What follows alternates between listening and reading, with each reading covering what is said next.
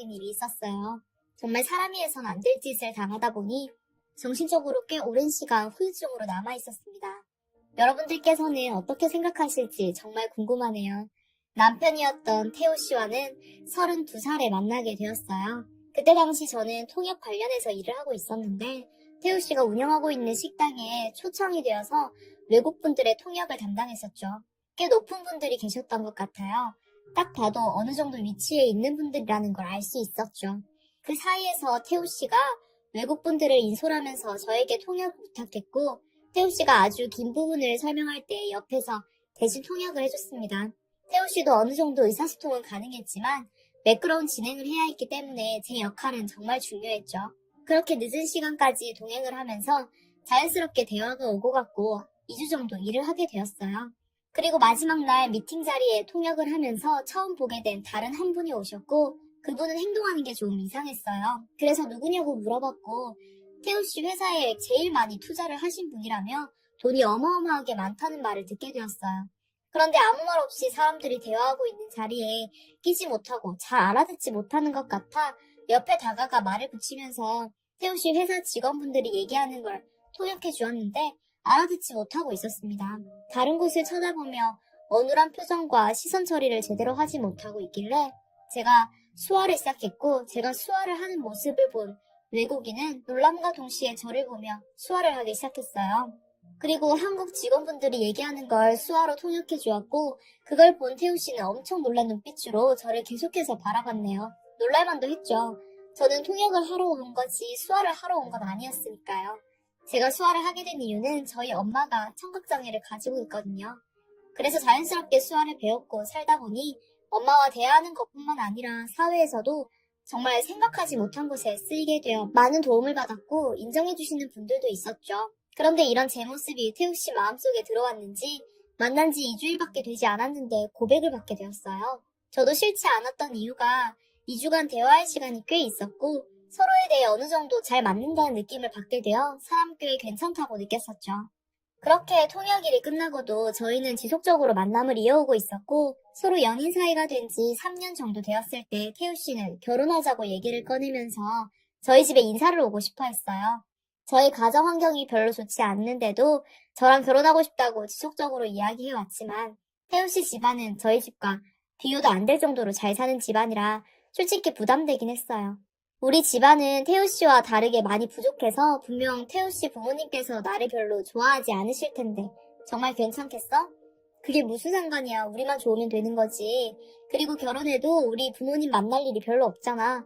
사업을 하고 계셔서 워낙 바쁘시니까 아주 가끔 얼굴 볼 텐데 우리도 한가한 편도 아니고 그러니 너무 걱정하지 마. 우리 집안은 사자 집안도 아니고 남들이 보면 비웃어. 우리 그렇게 부자 아니야. 그리고 서로 돈이 많든 있든 없든 그런 거 아무 소용없어. 우리들만 좋으면 되는 거야. 그건 태우 씨 생각일 뿐이지 부모님들은 원래 집안도 보고 며느리 될 사람 직업도 보는 거야.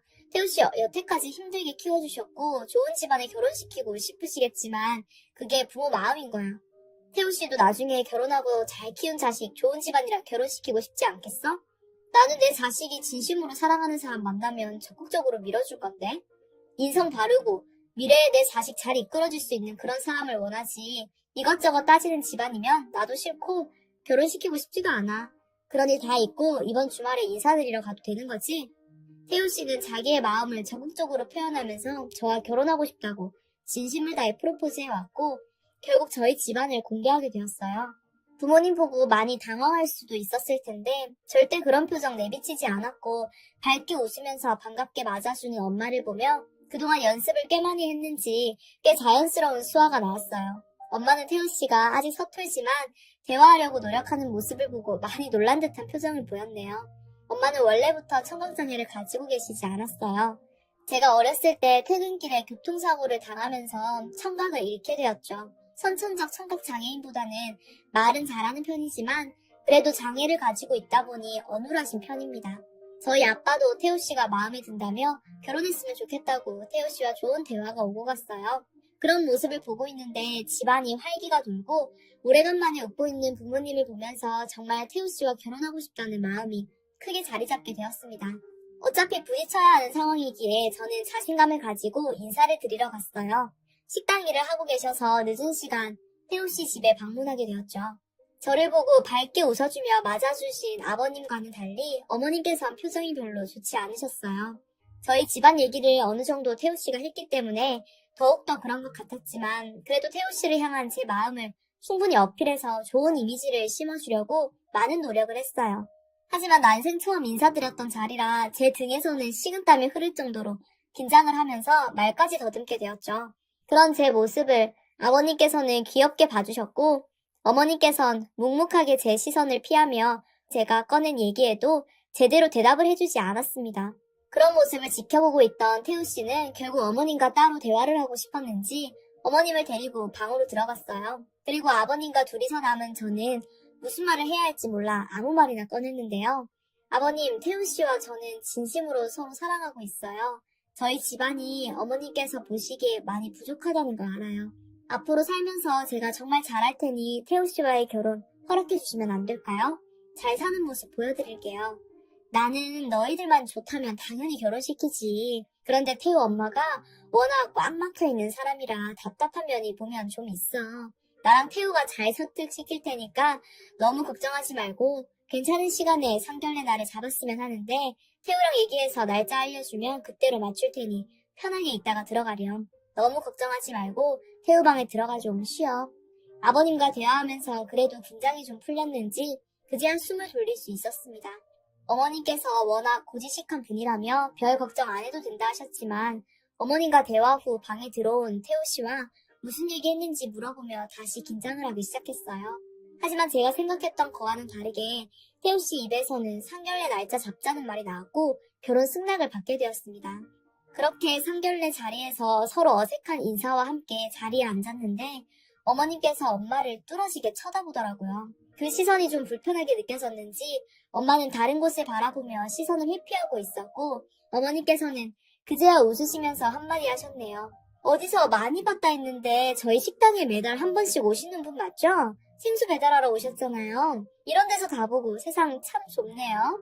우리 남편이 생수 계약을 해서 생수만 교체해주고 빈통 수거해가는 모습만 멀리서 보기만 했는데 이런 자리에서 보게 될 거라고 정말 상상도 못했네요. 청각장애를 가지고 계신데 생수 배달이 가능한가 봐요. 정말 대단하시네. 나이대도 저랑 비슷해 보이시는데 20리터짜리 생수를 번쩍번쩍 드시면서 왔다 갔다 하는 거 몇 번 봤네요. 아직 정년은 안 되셨나 봐요. 제 얘기를 듣지 못하시지? 앞으로 서로 얼굴 보게 될 일이 꽤 자주 있을 것 같은데 대화가 안 되면 상당히 불편할 것 같네요. 그래도 뭐 주어진 환경에서 밥을 먹고 살려면 무슨 일이든 못하겠어요. 이런 일도 감사해야죠. 안 그런가요? 어머님께서 하신 말에 너무나 충격을 받게 된 저는 멍하니 어머님을 바라보고 있었고 아버님과 태우 씨는 난감해하는 표정으로 저를 바라보며 어쩔 줄 몰라 하면서 저희 엄마에게 그냥 웃자고 한 얘기니까 신경 쓰지 말라고 말을 이어붙였고 그 말을 가만히 듣고 있던 어머님께서 정색을 하시며 웃자고 한 말 아니고 속으로 생각했던 말 한 거라며 상견례 자리를 망치려고 분위기를 이끄셨습니다.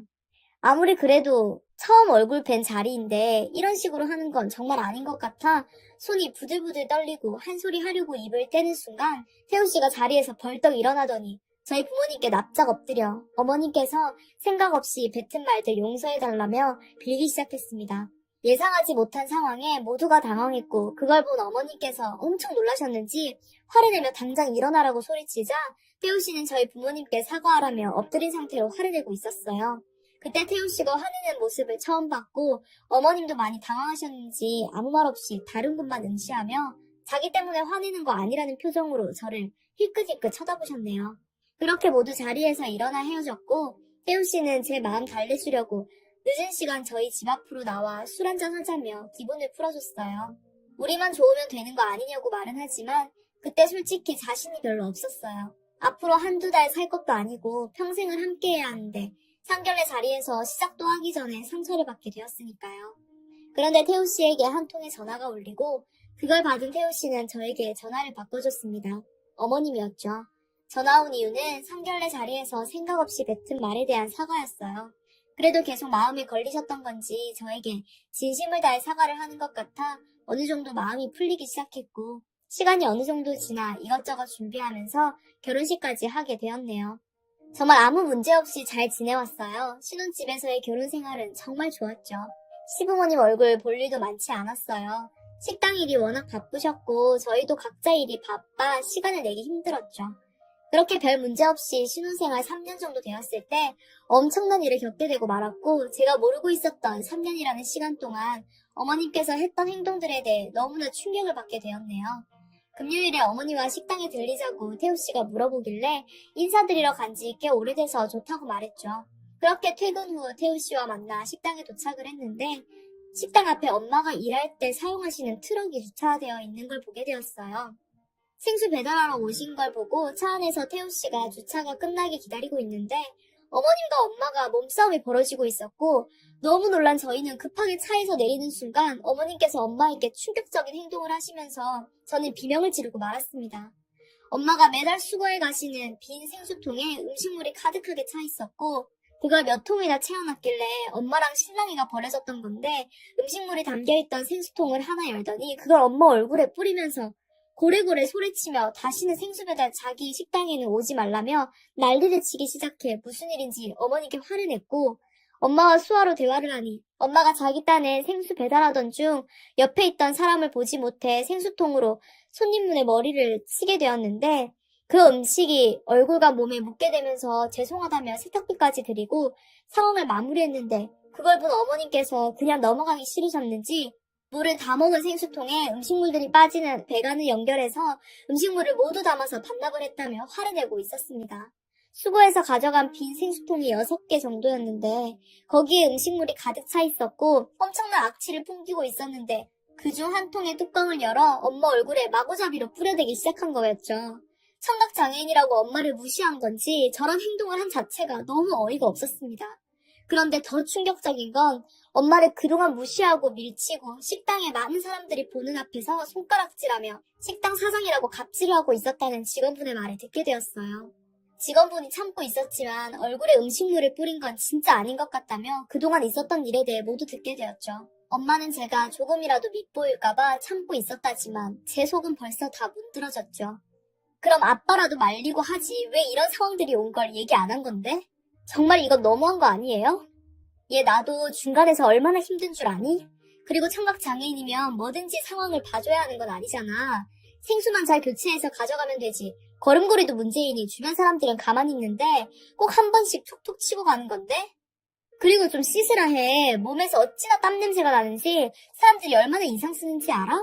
가뜩이나 직원도 많이 그만뒀는데 있던 직원들도 다 떠나가겠다. 아버님 그게 무슨 말이에요? 이런 일이 있으면 저나 태우 씨한테 먼저 얘기했어야죠. 그냥 작정하고 괴롭히려고 하신 행동 같은데요. 어떻게 아버님까지 그렇게 말씀하실 수가 있으세요? 정말 해도 해도 너무하세요. 저희 엄마 듣지만 못하시는 거지 감정까지 못 느끼시는 거 아니에요. 지금 이 상황 그냥 넘어갈 수 없을 것 같아요. 사과하세요 빨리. 그러나 사과는 안 하시더라고요. 시부모님은 절대 사과 못하겠다고 난리치셨고 뭣도 없는 며느리 걷어들였더니 동네 사람들 앞에서 자기들 쪽줬다면서 저한테 얼굴 들이밀고 한 대 때릴 기세로 어머님께서 나오자 엄마가 더는 참을 수 없었는지 생수통에 담겨있던 음식물을 죄다 어머님 머리에 부어버렸습니다. 아버님께서 엄마가 하신 행동을 보시고 비명을 지르자 경악스러운 표정으로 엄마를 보고 있는 아버님의 얼굴에도 똑같이 음식물을 부어버렸네요. 그걸 본 태우 씨는 고개만 떨구고 아무것도 하지 않았습니다. 그러더니 차에 가서 핸드폰을 꺼내가지고 나왔고 지금 이 상황을 경찰에 신고했어요. 경찰분들이 와서 난리가 난 식당에 저희들을 보고는 많이 당황스러웠는지 무슨 일이 있었냐고 설명해달라며 태우 씨에게 말을 걸자 엄마가 일하는 부분에 있어 시부모님께서 먼저 업무 방해를 했고 청각장애인이라며 하대하면서 인격에 모독을 준거하며 빈 생수통 안에 음식물까지 넣어버렸다며 시부모님 처벌을 원하고 있었습니다. 저는 그 모습을 보고 당황스러웠고 시부모님께서 태우 씨 행동에 분노하시면서 자식 새끼 키워봤자 소용없다며 법대로 하라고 난리쳤네요. 그런데 경찰분께서 음식물을 어떻게 처리해서 생수통에 넣은 거냐고 설명해달라면서 식당 주방으로 들어가자 갑자기 당황해하면서 행술수설하길래 경찰분께서 주방을 확인해보니 음식물 분쇄기를 불법으로 설치해서 바로 배수구 안으로 빠지게끔 만들어 놓은 상태였습니다. 법에 걸리는 일을 저질렀고 환경부에서 조사까지 나오는 상황이 발생이 되었네요. 결국 위생도 좋지 않은 상태여서 음식을 만들어 장사를 해왔었고 상당히 많은 양을 몇 년 동안 하수도로 흘려보낸 불법적인 문제 때문에 3개월의 영업 정지에 200만 원의 과태료가 부과되었습니다. 엄마가 하시는 일에 대한 영업 방해와 함께 인신공격으로 인한 정신적 피해 보상을 받게 되었고 태우 씨와 계속해서 결혼 생활을 하는 것도 상당한 문제가 되면서 이혼을 하게 되었습니다. 인연을 끊고 결혼 생활을 유지하기는 서로 간에 받은 상처가 너무나 컸었기 때문에 정상적으로 아무렇지 않게 살아갈 순 없었죠. 그걸 잘 알고 있었던 태우 씨가 먼저 이혼하자고 말을 꺼내왔고요. 그렇게 서로 각자의 갈 길을 가게 되었는데 최근에 우연찮게 태우 씨 부모님이 하시는 식당을 지나쳤는데 폐업을 한 상태더라고요. 그래서 동네 주민분들에게 물어보니 그때 이후 영업정지가 풀리면서 다시 장사를 했는데 소문이 너무 나쁘게 퍼져 팔임은 날렸다고 하네요. 거기에 더해 체인점까지 줄줄이 무너지면서 집안이 망했다고 말하길래 태우 씨가 걱정돼 핸드폰을 꺼내 문자라도 해볼까 생각하며 한참 동안 핸드폰을 쳐다보다가 다시 가방에 넣었습니다.